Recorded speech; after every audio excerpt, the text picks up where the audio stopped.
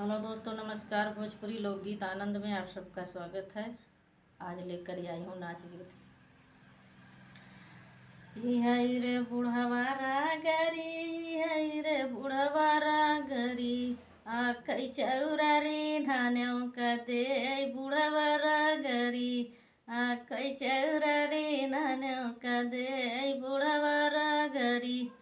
हई रे बुढ़वा रागरी, हई रे बुढ़वा रागरी, गोजी लैके भात बउथा वही बुढ़वा रागरी, गोजी लैके भात बउथा वही बुढ़वा रागरी।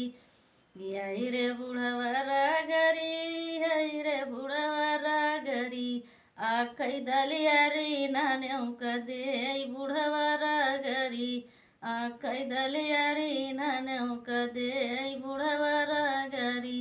यही हो बुढ़वा रागरी, हई रे बुढ़वा रागरी, गोजी लैके दलिया उथा वही बुढ़वा रागरी, गोजी लैके दलिया उथा वही बुढ़वा रागरी।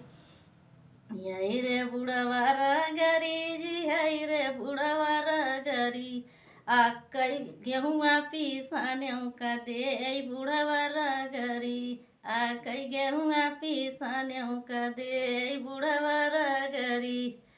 यही हो बुढ़वा रागरी, यही हो बुढ़वा रागरी, गोजी लैके मेड़ड़ी उथा वही बुढ़वा रागरी, गोजी लैके मेड़ड़ी उथा वही बुढ़वा रागरी।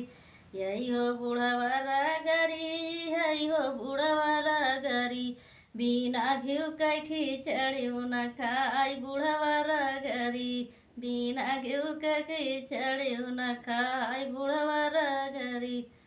हई रे बुढ़वा रागरी, हई रे बुढ़वा रागरी, यही रे बुढ़वा रागरी, हई रे बुढ़वा रागरी, नैहर में खबर जाना वही बुढ़वा रागरी, नैहर में खबर जाना वही बुढ़वा रागरी।